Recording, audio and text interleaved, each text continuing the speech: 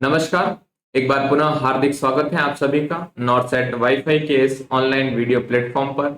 और अपन डिस्कस करने जा रहे हैं ब्लड ट्रांसफ्यूजन टॉपिक का पार्ट 1 का लिंक जो है वीडियो के डिस्क्रिप्शन में मिल जाएगा। और पार्ट 1 में हमने डिस्कस किया था कि ब्लड क्या होता है, ब्लड के कौन से कंपोनेंट्स होते हैं, ट्रांसफ्यूजन क्या होता है, ब्लड ट्रांसफ्यूजन के लिए क्या क्या इंडिकेशंस होते हैं, कंपोनेंट्स क्या होते हैं, उनके प्रिजर्वेटिव क्या होते हैं, क्या ड्यूरेशन होती है, उससे जुड़ी हुई बातें डिस्कस की थी। और पार्ट 2 में अपन डिस्कस करने जा रहे हैं ब्लड ट्रांसफ्यूजन का प्रोसीजर क्या होता है, क्या उसके कॉम्प्लिकेशंस होते हैं और इन कॉम्प्लिकेशंस का क्या क्या ट्रीटमेंट होता है। तो बेसिकली अपन ने एक पेशेंट को इंडिकेशन के बेस पे आइडेंटिफाई कर लिया कि इस पेशेंट्स को ब्लड का कौन सा कंपोनेंट और आइदर कितना ब्लड ट्रांसफ्यूज होना है। और पेशेंट को आइडेंटिफाई करने के बाद अपन सबसे पहले ब्लड बैंक में रिक्वेस्टेशन फॉर्म भर के भेजते हैं ब्लड इशू करवाने के लिए, और उसके साथ भेजे जाते हैं पेशेंट के 2 सैंपल। ये सैंपल भेजे जाते हैं, एक ईडीटीए वैक्यूटेनर या ब्लड वाइल में और दूसरा प्लेन वैक्यूटेनर या प्लेन ब्लड वाइल के अंदर। तो ईडीटीए की वाइल ऐसी होती है जिसका पर्पल टॉप होता है और ये है प्लेन यानी red top blood vacutainer. बात करें अपन ईडीटीए की, तो ईडीटीए बेसिकली भेजा जाता है पेशेंट का ब्लड ग्रुप चेक करने के लिए।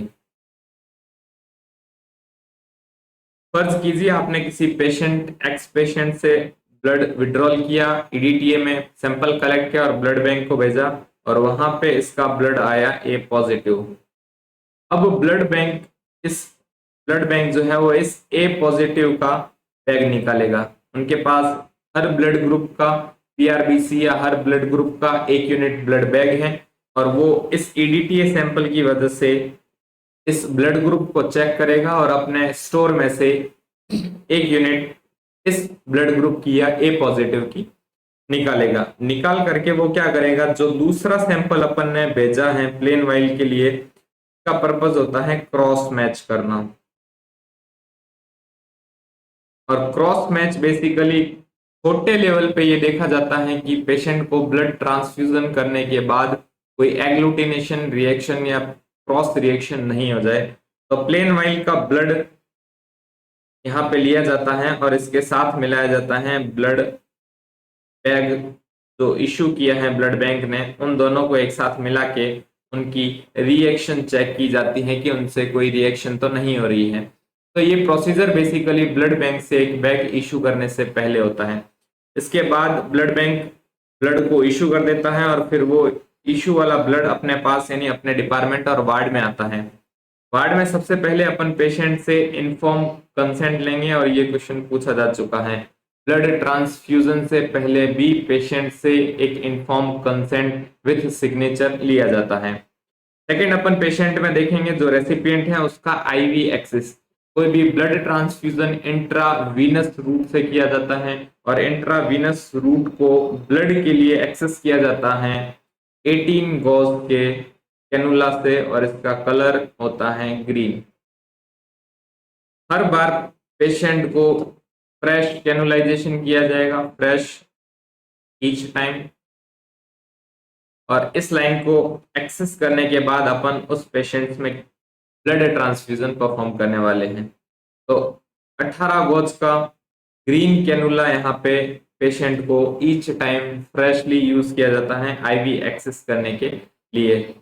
पॉसिबल हो जितना पेशेंट को हैंड्स या फोर आर्म में इसको अपन प्लेस करेंगे या एक्सेस लेंगे, क्योंकि इन केस अगर कोई भी तरह का ब्लड ट्रांसफ्यूजन रिएक्शन किया जाता है तो पेरिफेरल एरिया में ही उसके साइन एंड सिम्टम देखने को मिलेंगे और सेंट्रल एरिया तक सीवियरिटी कम पहुंच पाएगी। देन अपन बात करते हैं check the history of the previous blood transfusion और एलर्जी। पेशेंट से ये कंफर्म करेंगे कि पहले पास्ट में कोई रिकॉर्ड है ऐसा कि उसको ब्लड ट्रांसफ्यूजन हुआ था या उससे कुछ तरह की उसको एलर्जी हुई थी। अगर हिस्ट्री प्रेजेंट है एलर्जी की तो आपको एक्स्ट्रा कॉन्शियस होके काम करने की जरूरत है। फिर अपन चेक करते हैं check order for any premedication. Blood transfusion से पहले कोई भी तरह का अगर प्री मेडिकेशन ऑर्डर है तो आप उसको फॉलो करेंगे। बेसिकली फ्रूसोमाइड या एविल्डेक्सोना 2 तरह के प्री मेडिकेशन ऑर्डर प्रेजेंट हो भी सकते हैं, नहीं भी हो सकते हैं। बेसिकली ये इंस्टीट्यूशन या ऑर्गेनाइजेशन के प्रोटोकॉल के ऊपर डिपेंड करता है। फ्रूसोमाइड जिसका ब्रांड नेम अपन सभी जानते हैं लेसिक्स, और इसका यूज करते हैं to prevent overload. Blood transfusion के ओवरलोड को प्रिवेंट करने के लिए बेसिकली प्री मेडिकेशन के लिए फ्रूसोमाइड लगाया जाता है, और ये लगाया जाता है कार्डियक या रीनल फेलियर पेशेंट्स को, क्योंकि ये बेसिकली प्रोन होते हैं फ्लूइड ओवरलोड के। सेकंड एविल्डेक्सोना, ये एलर्जिक रिएक्शन के लिए लगाया जाता है पेशेंट को। तो इन दोनों टाइप का प्री मेडिकेशन कभी कभार देखने को मिल सकता है। फिर इसमें आर्टिकल काम आता है, that is the BT tubing, जिसको अपन बीटी सेट बोलते हैं। ये एक तरह का वाइट ट्यूबिंग होता है with infiltrate in line filter. इसकी लाइन में यानी आईवी लाइन के अंदर ही एक फिल्टर लगा हुआ होता है, और इस फिल्टर की जो साइज होती है वो आरबीसी की साइज से बड़ी होती है, और आरबीसी की साइज होती है 7 मैक्रोन के आसपास। तो इस फिल्टर की साइज 8 से 9, कभी कभार 10 मैक्रोन भी देखने को मिल सकती है। फिर अपन बात करते हैं पेशेंट के साइड एक नॉर्मल सलाइन भी अपन कभी कभार काम में ले सकते हैं, और सिर्फ यही काम में ले सकते हैं सोलो फ्लूइड। ब्लड अगर पूछ ले कि ब्लड ट्रांसफ्यूजन के साथ एक कौन सा फ्लूइड कंपेटिबल है, तो अपन जवाब देंगे नॉर्मल सलाइन 0.9%। फ्लश करने के लिए, कभी कभार लाइन को पेटेंट रखने के लिए सिर्फ नॉर्मल सलाइन। डीएनएस आरएल दोनों ही कॉन्ट्राइंडिकेटेड होते हैं ब्लड ट्रांसफ्यूजन के साथ। फिर आर्टिकल जिसका यूज लेते हैं that is the blood warmer. Part first में अपन ने देखा था कि ब्लड को प्रिजर्व करने के लिए रेफ्रिजरेटर टेम्परेचर यानी 2 to 6 डिग्री सेल्सियस पर फ्रिज को स्टोर किया जाता है ब्लड को फ्रिज में। लेकिन इस टेम्परेचर पर अपन ट्रांसफ्यूजन नहीं कर सकते, उससे पहले ब्लड को वार्म किया जाता है बॉडी टेम्परेचर तक। तो इसके लिए वार्मर यूज करते हैं। इमेज बेस्ड क्वेश्चन देखते हैं, तो ये दोनों तरह के ब्लड वार्मर अपने को देखने को मिल सकते हैं। तो इसको ब्लड वार्मर का यूज किया जाता है कोल्ड ब्लड को वार्म करने के लिए, क्योंकि कोल्ड ब्लड से क्या हो सकता है, कोल्ड ब्लड से अपने को देखने को मिल सकता है डिसरिथमिया। कार्डियक डिसरिथमिया यानी हार्ट रेट में चेंजेस देखने को मिल सकते हैं कोल्ड ब्लड के ट्रांसफ्यूजन की वजह से। तो इस कॉम्प्लिकेशन को या डिसरिथमिया को प्रिवेंट करने के लिए अपन कोल्ड ब्लड को वार्म करते हैं बॉडी टेम्परेचर तक। और ये है IV line with infiltrate inline filter, या इसको बोलते हैं बीटी सेट नॉर्मल भाषा में। बीटी सेट में भी आप देखेंगे तो ये फिल्टर चैम्बर लगा हुआ होता है, और इसको बोलते हैं मर्फीज चैम्बर। और इस चैम्बर में एक फिल्टर लगा होता है, और इस फिल्टर की साइज मैं आपको बता चुका हूं 8 से 9 माइक्रोन के बीच में देखने को मिलती है, क्योंकि इससे फिल्टर होके आरबीसीज पेशेंट को ट्रांसफ्यूज होती है। सेकंड देखते हैं अपन वेरीफाइड ट्रांसफ्यूजन बैग। अब ट्रांसफ्यूजन बैग को वेरीफाई किया जाता है। पार्ट 1 में भी मैंने आपको बताया था कि एक ऐसा ट्रांसफ्यूजन बैग होता है, इसको वेरीफाई करने के लिए यहाँ सीरियल नंबर लिखे हुए होते हैं, और इस ट्यूबिंग पे भी सीरियल नंबर लिखे हुए होते हैं। इसको वेरीफाई किया जाता है इस सीरियल नंबर के थ्रू। चलिए समझ आ गया कि सीरियल नंबर से वेरीफाई करते हैं, लेकिन क्वेश्चन क्या आता है कि वेरीफाई करेगा कौन? तो वेरीफाइड बाई, हमेशा याद रखना इसको, 2 HCP या हेल्थ केयर प्रोफेशनल या 2 फिजिशियन, और कभी कभार 2 RN यानी रजिस्टर्ड नर्स इसको वेरीफाई करेगी ब्लड बैग को ट्रांसफ्यूजन करने से पहले। और वेरीफाइड नोट्स भी डालने पड़ते हैं फाइल में, वेरीफाइड नोट्स भी लिखने पड़ते हैं कि आपने ब्लड को वेरीफाई कर लिया है। फिर blood transfusion should be start with in 20 to 30 minute. मैं आपको बता चुका हूं 30 मिनट के अंदर अंदर ब्लड बैंक से रिसीव करने के बाद आपको ट्रांसफ्यूजन स्टार्ट कर देना है। पेशेंट के वाइटल चेक करना है, और वाइटल से रिलेटेड बहुत सारे क्वेश्चन आते हैं। नेक्स्ट स्लाइड में वाइटल से डील करेंगे, अपन के डिटेल में देखेंगे। नेक्स्ट पॉइंट है स्टार्टिंग रेट जो होती है ब्लड ट्रांसफ्यूजन में, that is the slow. First 50 minute के लिए स्टार्टिंग इन्फ्यूजन रेट आपको स्लो रखनी है अराउंड 2 ml पर मिनट, और ऐसा इसलिए ताकि इन केस अगर कोई भी ट्रांसफ्यूजन रिएक्शन देखने को मिलती है तो अर्ली डिटेक्शन किया जा सके, और कम अमाउंट में चूंकि ब्लड ट्रांसफ्यूज कर रहे हैं अपन स्लो रेट पे, तो कॉम्प्लिकेशंस की सीवियरिटी और अर्ली इंटरवेंशन करने का मौका मिल सके। बाद में 15 मिनट के बाद अगर कुछ कॉम्प्लिकेशन देखने को नहीं मिलते हैं तो अपन रेट इंक्रीज कर देते हैं 3 से 4 ml पर मिनट पे। स्टे विद पेशेंट 15 मिनट, और ये क्वेश्चन भी आ चुका है। ब्लड ट्रांसफ्यूजन स्टार्ट करने के बाद नर्सिंग ऑफिसर पेशेंट की साइड में 15 मिनट तक उसको क्लोजली ऑब्जर्व करने तक खड़ा रहेगा। अगर 15 मिनट तक कोई भी एडवर्स रिएक्शन देखने को नहीं मिलती है देन ये फ्लो रेट इंक्रीज कर सकते हैं और ऑब्जर्वेशन को थोड़ा कम कर सकते हैं। अब बात करते हैं थोड़ा सा इंपॉर्टेंट टॉपिक ब्लड ट्रांसफ्यूजन में, जिसका नाम है वाइटल साइंस प्रोटोकॉल। इससे बहुत बार क्वेश्चन पूछे जा भी चुके हैं और आगे भी पूछे जाते रहेंगे। क्या होते हैं वाइटल्स के प्रोटोकॉल? तो सबसे पहले आपको before starting transfusion, transfuse start करने से पहले, या कभी कभार इसको यूं भी कह देते हैं कि आईवी स्टैंड हैंगिंग बिफोर ना, आईवी स्टैंड पर हैंग करने से पहले आपको ये ट्रांसफ्यूजन स्टार्ट करने से पहले आपको वाइटल साइंस लेने हैं। आपको 5 minute after starting transfusion vital record करने हैं, then 15 minute after, then 30 minute after आपको वाइटल रिकॉर्ड करने हैं। उसके बाद जब तक ट्रांसफ्यूजन चलेगा तब तक आपको ओवरली ट्रांसफ्यूजन वाइटल रिकॉर्ड करने हैं। यानी पहले वाइटल आईवी सेट या आईवी स्टैंड के ऊपर ब्लड बैग को हैंग करने के बाद में, और ट्रांसफ्यूजन से पहले सेकंड 5 मिनट बाद, फिर 15 मिनट बाद, फिर 30 मिनट बाद, और फिर जब तक ट्रांसफ्यूजन खत्म नहीं हो जाता तब तक हर घंटे आप उसका वाइटल रिकॉर्ड करेंगे। और 1 घंटे बाद यानी 1 आवर पोस्ट ट्रांसफ्यूजन भी एक वाइटल रिकॉर्ड करेंगे। और वाइटल में अपन स्टार्टिंग करेंगे टेम्परेचर, पल्स, ब्लड प्रेशर और रेस्पिरेटरी रेट की। अब अपन देखेंगे कि क्या क्या कॉम्प्लिकेशंस देखने को मिलते हैं ब्लड ट्रांसफ्यूजन से रिलेटेड, और ये बहुत ही इंपॉर्टेंट है समझने इनका ट्रीटमेंट, क्योंकि इनसे बहुत बार क्वेश्चन आता है। कॉम्प्लिकेशन की अगर बात करें तो बेसिकली कॉम्प्लिकेशन क्यों देखने को मिलते हैं? तो कॉम्प्लिकेशन बेसिकली मिसमैच से, जिसको अपन कहते हैं एबीओ इनकम्पेटिबिलिटी, इसकी वजह से देखने को मिलते हैं, जो कि आरबीसीज के क्रॉस मैच का रिजल्ट है। कभी कभार डब्ल्यूबीसी के क्रॉस मैच से भी मिलते हैं। तो अलग अलग टाइप के अलग अलग कंपोनेंट के अकॉर्डिंग सिम्टम देखने को मिलते हैं, और डिटेल इनकी अभी अपन डील करने वाले हैं। और ये कॉम्प्लिकेशन बेसिकली 2 कैटेगरीज में डिवाइड करते हैं अपन, immediate transfusion reaction and second one is the delayed transfusion reaction. Immediate transfusion reaction में 24 से 48 आवर तक की रिएक्शन आती है, यानी ट्रांसफ्यूजन होने के बाद फर्स्ट 48 आवर तक अगर पेशेंट्स को कॉम्प्लिकेशन देखने को मिलते हैं, that is the come under the umbrella of the immediate transfusion reaction. And second after the 48 hour to weeks to days to month जो देखने को मिलते हैं वो होते हैं delayed transfusion reaction.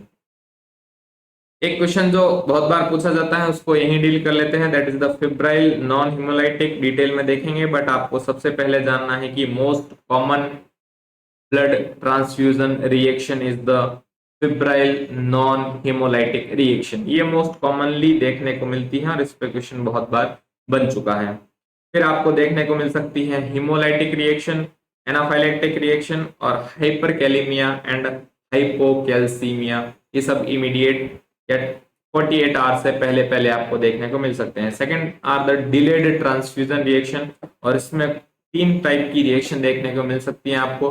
First is the circulatory overload, second one is the iron overload and third is the GVHD, graft versus host disease आपको देखने को मिलता है। आइए 1 बाय 1 इसको डील करते हैं, और सबसे पहले जो मोस्ट कॉमन टाइप का है उसी को डील कर लेते हैं, that is the febrile reaction. Basically febrile का मतलब फीवर या चिल से आप ले सकते हैं।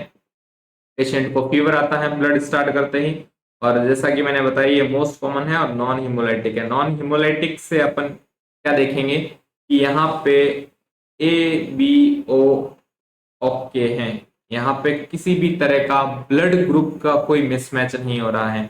हिमोलाइसिस यानी यहाँ पे आरबीसी डिस्ट्रक्शन नहीं हो रहा है, नो आरबीसी डिस्ट्रक्शन। तो ये रिएक्शन आरबीसी की डिस्ट्रक्शन से या आरबीसी की सरफेस पे present antigen A B O की मिसकम्पेटेबिलिटी से या इनकम्पेटेबिलिटी से देखने को नहीं मिलता है। Basically febrile reaction WBC to WBC यानी रिसिपिएंट और ब्लड बैग की जो डब्ल्यूबीसी है या डोनर की जो डब्ल्यूबीसी है उनकी रिएक्शन से कभी कभार देखने को मिल सकती है। ये एक माइल्ड एलर्जिक रिएक्शन होती है, not a severe, not a big deal. और इसमें फाइंडिंग्स तो देखने को मिलती है, that is the flushing and itching. Patient को फ्लशिंग यानी रेडनेस देखने को मिल सकती है जहां से अपन आईवी एक्सेस कर रहे हैं, और ईचिंग देखने को मिल सकती है, may be it's on the site of infusion और ऑल ओवर द बॉडी।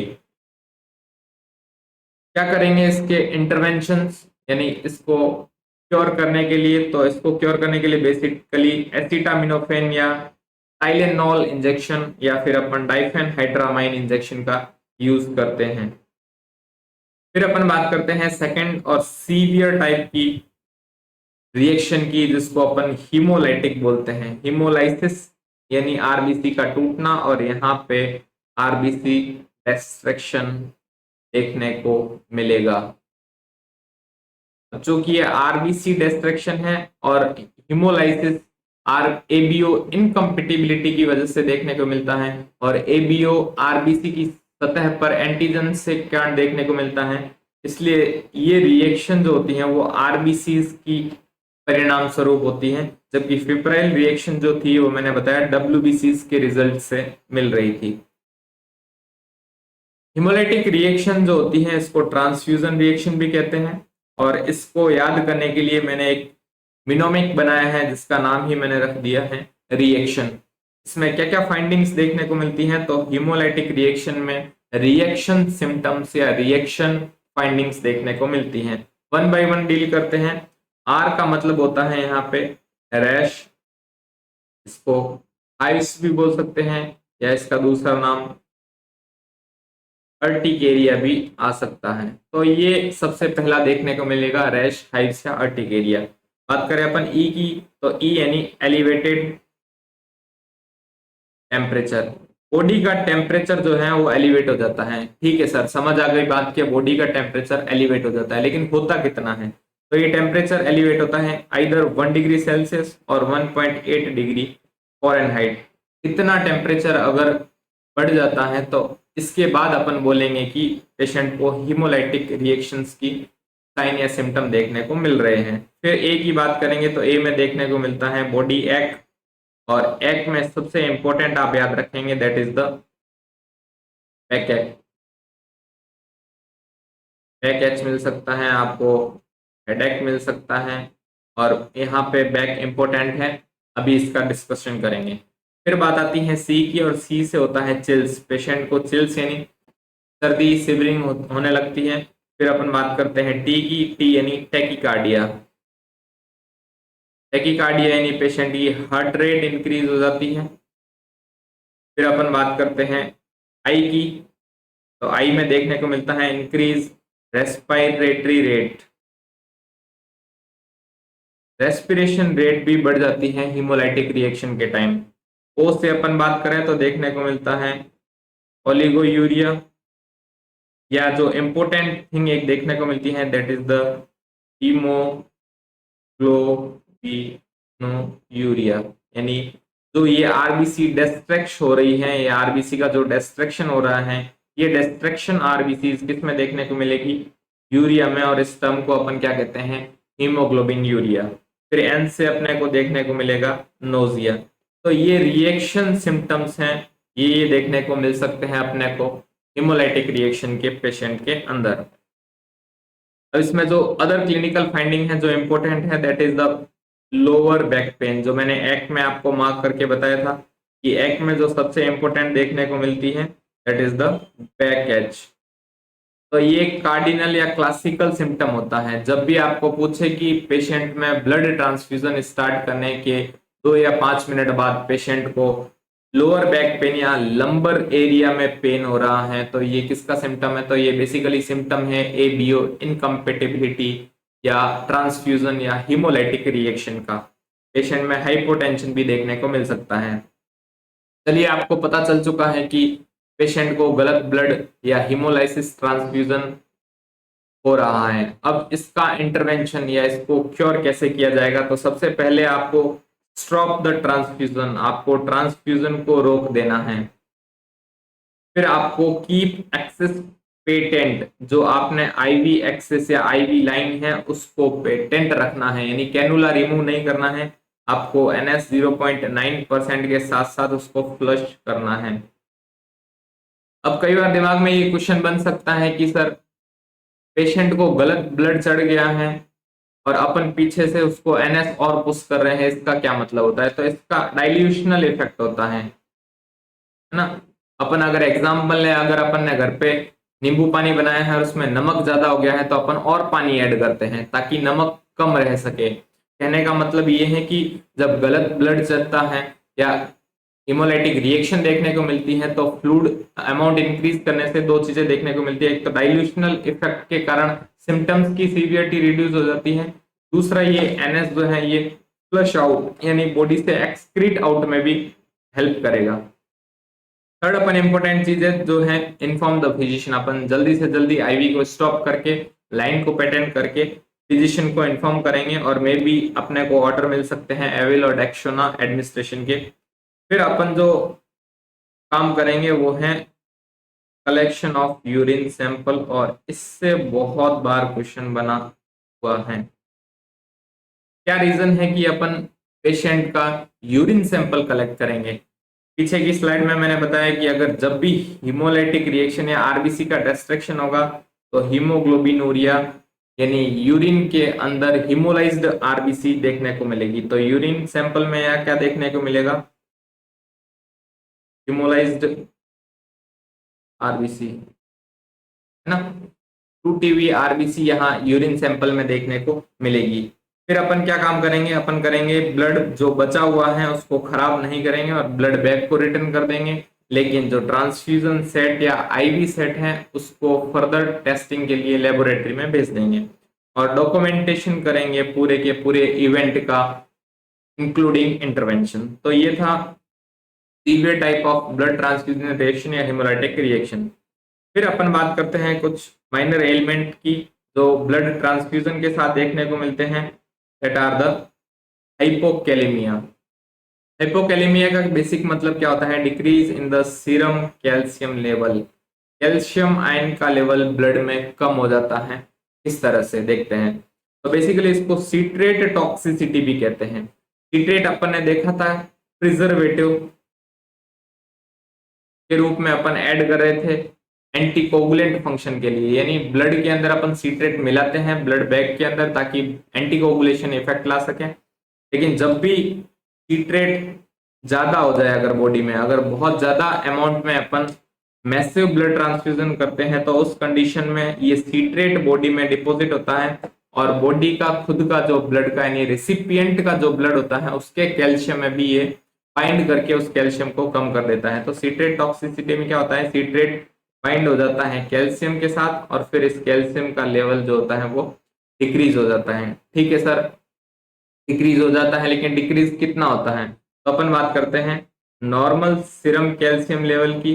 तो ये नॉर्मल अपने को देखने को मिलता है 8.5 से 11 मिलीग्राम पर DL। इतना कैल्शियम नॉर्मली सीरम में देखने को मिलता है और 8.5 से अगर कम हो जाए तो उसको बोलते हैं decrease in the serum calcium level. और ये होता है ब्लड बैग में प्रेजेंट सीट्रेट के ब्लड के अंदर प्रेजेंट कैल्शियम से बाइंड करने के कारण। और इसका कॉज मैंने बता दिया आपको, massive blood transfusion.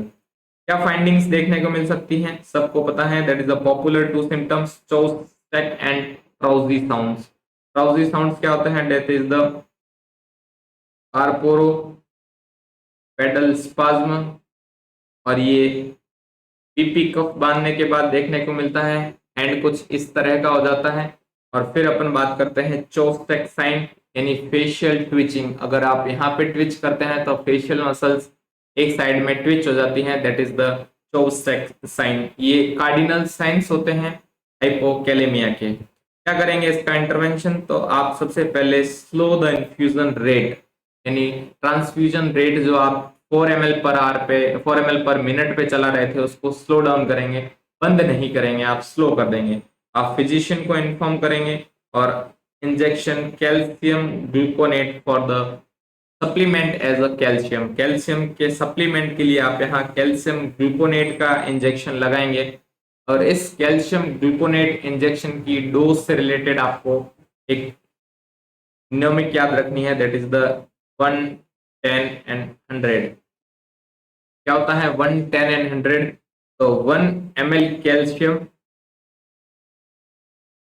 10 ml NS के साथ और 100 ml पर ट्रांसफ्यूजन या 100 ml ट्रांसफ्यूजन ऑन, यानी आप 1 ml कैल्शियम 10 ml NS के साथ डिजोल्व करके हर 100 ml ट्रांसफ्यूजन के ऊपर एडमिनिस्टर करने वाले हैं। ये होती है डोज किसकी? कैल्शियम ग्लूकोनेट इंजेक्शन की, जो अपन हाइपोकैलेमिया की कंडीशन में पेशेंट को देते हैं। नेक्स्ट कॉम्प्लिकेशन की बात करें तो दैट इज द हाइपरकैलेमिया, यानी पोटेशियम का लेवल अगर बढ़ जाता है तो उस कंडीशन को कहते हैं अपन हाइपरकैलेमिया। बेसिकली हाइपरकैलेमिया क्या होता है? ब्लड के अंदर पोटेशियम का लेवल बढ़ जाना, ये होता है हाइपरकैलेमिया। और हाइपरकैलेमिया देखने को मिलता है ओल्ड ब्लड ट्रांसफ्यूजन के कारण, पुराने ब्लड को ट्रांसफ्यूज करने के कारण। अब इसका क्या लॉजिक होता है? ओल्ड ब्लड जो होता है उसमें आरबीसी क्या हो जाती है? डिस्ट्रक्शन। आरबीसी के डिस्ट्रक्शन होने से, और आपको पता है किसी भी सेल के अंदर क्या होता है? पोटेशियम, यानी के फॉर कन्या, घर के अंदर, जैसे कन्या घर के अंदर रहती है वैसे ही सेल के अंदर क्या रहता है? पोटेशियम। और आरबीसी ओल्ड ब्लड में डिस्ट्रक्ट हो जाती है, टूट जाती है, तो ये फिर पोटेशियम बाहर आ जाता है ब्लड में।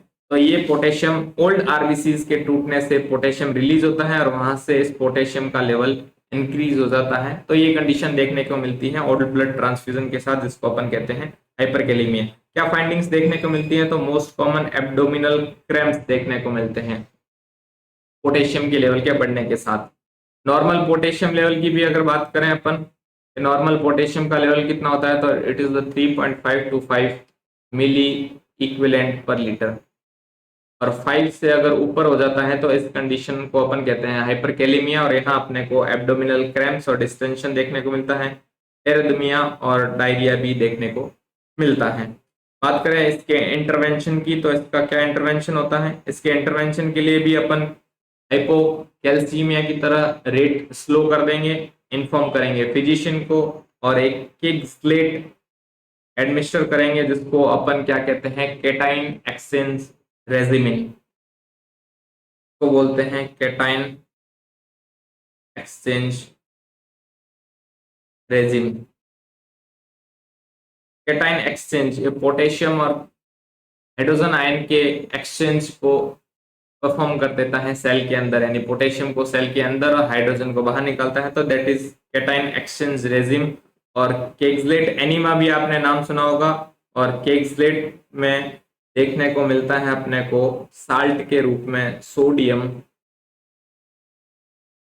पॉलीटाइरीन सल्फोनेट, ये अपने को केक्सलेट में देखने को मिलता है, और ये एक टाइप का केटाइन एक्सचेंज रेजिम है।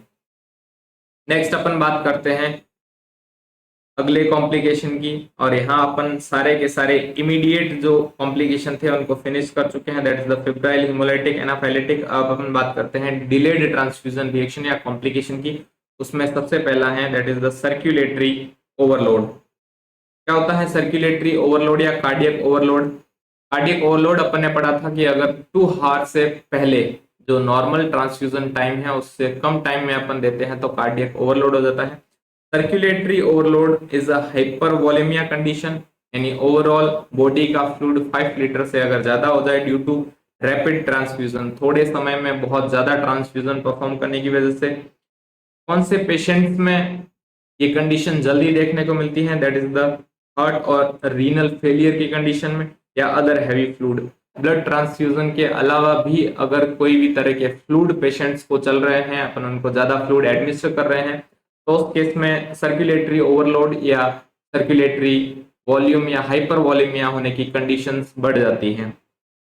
क्या फाइंडिंग्स देखने को मिलती हैं? तो लंग्स में क्रैकल साउंड देखने को मिलते हैं, पेशेंट रेस्टलेसनेस हो जाता है, और इन दोनों से क्वेश्चन पूछा जा चुका है।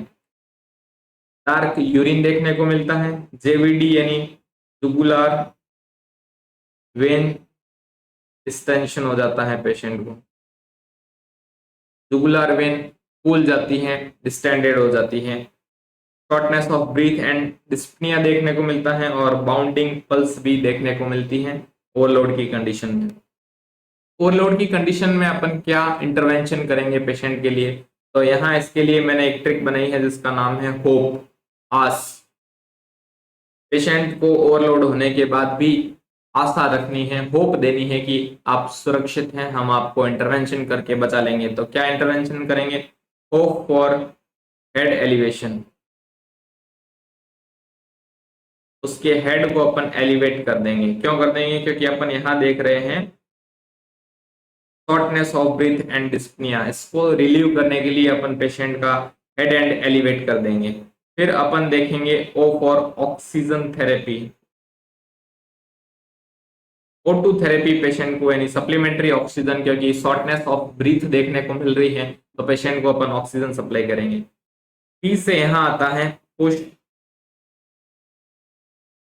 डायूरेटिक्स, और एग्जाम्पल वही लेसिक्स या फ्रूसोमाइड। तो पेशेंट को अपन लेसिक्स या डायूरेटिक्स देंगे, और डायूरेटिक्स क्या करेंगे? आउटपुट यानी रीनल आउटपुट बढ़ाने का काम करेंगे, ओवरलोड या हाइपर वोलेमिया की कंडीशन को ट्रीट करेंगे। और E for and all other fluid, जो भी ट्रांसफ्यूजन के अलावा, क्योंकि अपन ने यहाँ कॉज में देखा था कि अदर हैवी फ्लूइड के ट्रांसफ्यूजन से, तो अपन एंड कर देंगे सारे के सारे फ्लूइड को, एंड कर देंगे ब्लड ट्रांसफ्यूजन से पहले और बाद में, ताकि ओवरलोड देखने को नहीं मिले। और ये था hope for cardiac circulatory overload. Next complication जो देखने को मिलता है that is the iron overload. Patient में आयरन का ओवरलोड देखने को मिलता है। इसका कॉज होता है मल्टीपल ब्लड ट्रांसफ्यूजन। बार बार, जैसे थैलेसीमिया के पेशेंट में मल्टीपल ब्लड ट्रांसफ्यूजन करते हैं, मैसिव नहीं, मल्टीपल, ध्यान दें यहाँ पे मल्टीपल ब्लड ट्रांसफ्यूजन है, यानी 3 to 4 unit in each month. हर वीक में, हर 2 वीक में एक टाइम, या 2 वीक में 2 to 3 टाइम अगर ब्लड ट्रांसफ्यूजन बार बार करते हैं थैलेसीमिया की कंडीशन में, तो वहां अपने को आयरन ओवरलोड देखने को मिलता है। बेसिकली आयरन ओवरलोड होता क्यों है, थोड़ा सा इसके बारे में अपन जिक्र कर लेते हैं। यहाँ पे समझते हैं आयरन की कहानी। तो बात करें आयरन, आयरन अपने आरबीसी में, हीमोग्लोबिन में पाया जाने वाला एक आयन है आयरन। ये हीमोग्लोबिन में पाया जाता है, यानी एक हीमोग्लोबिन के पास 2 एटम होते हैं Fe2, सॉरी 4 एटम होते हैं Fe के, यानी आयरन के, फेरस के। 1 ग्राम हीमोग्लोबिन के पास लगभग 3.34 मिलीग्राम आयरन होता है। इस हिसाब से अगर बात करें तो 100 ml ब्लड में लगभग 50 50 mg जो है वो आयरन देखने को मिलता है। तो ये होता है आयरन आया कहां से है, तो आयरन आरबीसी के हीमोग्लोबिन में देखने को मिलता है। और वापस अगर इसको देखें तो एक हीमोग्लोबिन के अंदर 4 फेरस या आयरन के मॉलिक्यूल होते हैं। 1 ग्राम हीमोग्लोबिन के अंदर 3.34 मिलीग्राम आयरन होता है, और 100 ml ब्लड के अंदर 50 mg आयरन देखने को मिलता है। इसका मतलब है जब भी अपन 100 ml ब्लड ट्रांसफ्यूज करेंगे, उसके साथ पेशेंट में 50 mg आयरन ट्रांसफ्यूज होगा। तो जितनी बार ये 100 मल्टीप्लाई होगा, यानी मल्टीपल ट्रांसफ्यूजन होगा, इस आयरन की अमाउंट भी बढ़ेगी पेशेंट के अंदर। तो ये बेसिकली आयरन ओवरलोड होता है। बात करें अपन नॉर्मल आयरन लेवल कितना होता है, तो नॉर्मल सीरम आयरन अपने को देखने को मिलता है अराउंड 60 to 170 माइक्रोग्राम mcg पर dl। 60 से 170 माइक्रोग्राम पर डीएल यहाँ पे आयरन देखने को मिलता है। फाइंडिंग्स क्या देखने को मिलती हैं आयरन ओवरलोड के साथ, जब इससे ज्यादा अमाउंट हो जाता है तो पेशेंट को कॉन्स्टिपेशन देखने को मिलता है, और ये क्वेश्चन पूछा जा चुका है। नोजिया एंड वोमिटिंग और हाइपोटेंशन भी पेशेंट को देखने को मिलते हैं। अब बात करें एक इंपॉर्टेंट क्वेश्चन की, confirmative test for iron toxicity. Iron toxicity यानी इस अमाउंट से ज्यादा या मल्टीपल ब्लड ट्रांसफ्यूजन के बाद जो आयरन का अमाउंट बढ़ता है, उसका कंफर्मेटिव टेस्ट या गोल्ड स्टैंडर्ड टेस्ट क्या होता है, तो that is the serum ferritin level. ये आयरन के लिए कंफर्मेटरी टेस्ट होता है आयरन टॉक्सिसिटी के लिए। ये टेस्ट करके अपन देख लेते हैं कि आयरन का टॉक्सिसिटी या ओवरलोड हुआ है या नहीं। ठीक है, आयरन की टॉक्सिसिटी समझ आ गई, आयरन कहां से आया ये समझ आ गया। 100 ml ब्लड के ट्रांसफ्यूजन से अराउंड 50 मिलीग्राम आयरन का ट्रांसफ्यूज होता है और उससे टॉक्सिसिटी होती है, ये भी समझ आ गया। बट अब इसका ट्रीटमेंट देखेंगे, और ट्रीटमेंट से भी बहुत इंपॉर्टेंट क्वेश्चन बनते हैं। क्या होता है इसका इंटरवेंशन, तो stop the transfusion not the slow down rate. इसके ट्रांसफ्यूजन में अपन टोटली स्टॉप कर देंगे। प्रोवाइड लेफ्ट लेटरल पोजीशन, ये क्यों करेंगे, क्योंकि पेशेंट को देखने को मिलता है नोजिया एंड वोमिटिंग, तो वोमिटिंग से एस्पिरेशन होने के चांसेस रहते हैं। एस्पिरेशन को प्रिवेंट करने के लिए, एस्पिरेशन को प्रिवेंट करने के लिए अपन लेफ्ट लेटरल पोजीशन ऑफर करेंगे पेशेंट को। इन्फॉर्म द फिजिशियन, और फिर आता है इंपॉर्टेंट टॉपिक जिसका नाम है एडमिनिस्टर द एंटीडोट। आयरन के लिए एंटीडोट थेरेपी या एंटीडोट या आयरन टॉक्सिसिटी का क्या ट्रीटमेंट देखने को मिलता है। तो सबसे पहले एंटीडोट की बात करें तो आयरन का एंटीडोट होता है डेफेरोक्सामाइन।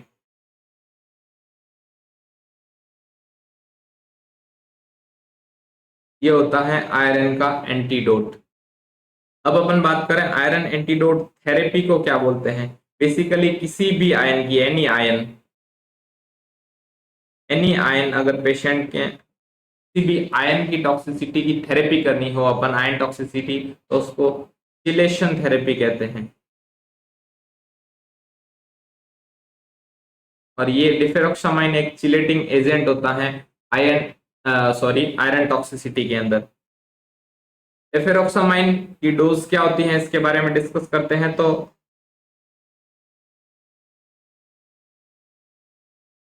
डिफेरोक्सामाइन ये आयरन टॉक्सिसिटी के लिए दिया जाता है, और इसके लिए अपन रूट जो चूज करते हैं वो है आईएम रूट, इंट्रामस्कुलर रूट से दिया जाता है। कि फर्स्ट डोज दी जाती है अराउंड 1 ग्राम आईएम स्टेट में, एंड देन अपन मेंटेनेंस के लिए एवरी 4 आवर्ली, हर 4 घंटे में पेशेंट को 500 मिलीग्राम इंजेक्शन डेफेरोक्सामाइन देते हैं। कब तक, अप टू नॉर्मल लेवल। यानी अगर एक बार पेशेंट को आयरन की टॉक्सिसिटी हो जाती है तो उसके एंटीडोट के रूप में चिलेशन थेरेपी यूज लेते हैं, और चिलेशन एजेंट जो यहाँ देखने को मिलता है दैट इज द डिफेरोक्सामाइन, और इसका रूट जो होता है आईएम। ये भी क्वेश्चन बन चुका है, और ये क्वेश्चन बनने की संभावना है कि इसका डोज कितना होता है, तो इसका डोज होता है 1 ग्राम आईएम, और मेंटेनेंस डोज होता है हर 4 घंटे में 500 मिलीग्राम, जब तक कि आयरन का लेवल नॉर्मल नहीं आता था। तो ये हैं कुछ जुड़ी हुई बातें आयरन टॉक्सिसिटी से। और लास्ट अपन बात करते हैं complication, that is the GVHD यानी ग्राफ्ट वर्सेस होस्ट डिजीज। आपको ध्यान देना है कि ये रेयरेस्ट डिजीज होती है, बहुत रेयर कंडीशन में देखने को मिलती है, बट ये फेटल डिजीज होती है, यानी डेथ या लाइफ थ्रेटनिंग सिचुएशन देखने को मिलती है। डेज आफ्टर वीक और मंथ, कभी कभार ये महीनों बाद भी देखने को मिल सकता है। ट्रांसफ्यूजन के टाइम पेशेंट नॉर्मल होता है, कुछ दिनों और महीनों बाद ये जीवीडी अपीयर हो जाता है। बेसिकली इसका फिनोमिना क्या होता है, डोनर्स की जो टी लिम्फोसाइट हैं, ये जो रेसिपिएंट हैं उसके बोन मेरो में जाके इनग्राफ्ट हो जाती हैं और वहां उसको अटैक करती हैं, पेशेंट के टिश्यू को, रेसिपिएंट के टिश्यू को यहाँ पे जाके अफेक्ट करती हैं। इसकी क्या फाइंडिंग्स देखने को मिलती हैं, तो इसमें fever, rash all over the body, liver का इन्फ्लामेशन देखने को मिलता है और जीआईटी से related issue like nausea and diarrhoea भी आपको देखने को मिल सकता है। तो ये थे ब्लड के कुछ कॉम्प्लिकेशन और उनके मैनेजमेंट जिनसे क्वेश्चन आते हैं, मैंने आपको बता दिया। एक बार जो इम्पोर्टेंट है उनको वापस अपन रिकॉल करते हैं। अपन सबसे पहले देख चुके हैं कि सैंपल किसमें भेजते हैं, तो sample EDTA and plain vial में सैंपल सेंड करते हैं। ये कुछ इमेज बेस्ड क्वेश्चन हैं जो ब्लड वार्मर और आईवी सेट से रिलेटेड हैं। फिर अपन ने देखा कॉम्प्लिकेशन में और कुछ उनके ट्रीटमेंट फाइंडिंग्स एटसेट्रा। वीडियो कैसी लगी कमेंट में जरूर बताएं। आप ये यूट्यूब पे नॉर्थसेट वाईफाई के चैनल के माध्यम से देख रहे हैं तो चैनल को सब्सक्राइब करें, शेयर करें और बेल आइकन को प्रेस करें। Thank you.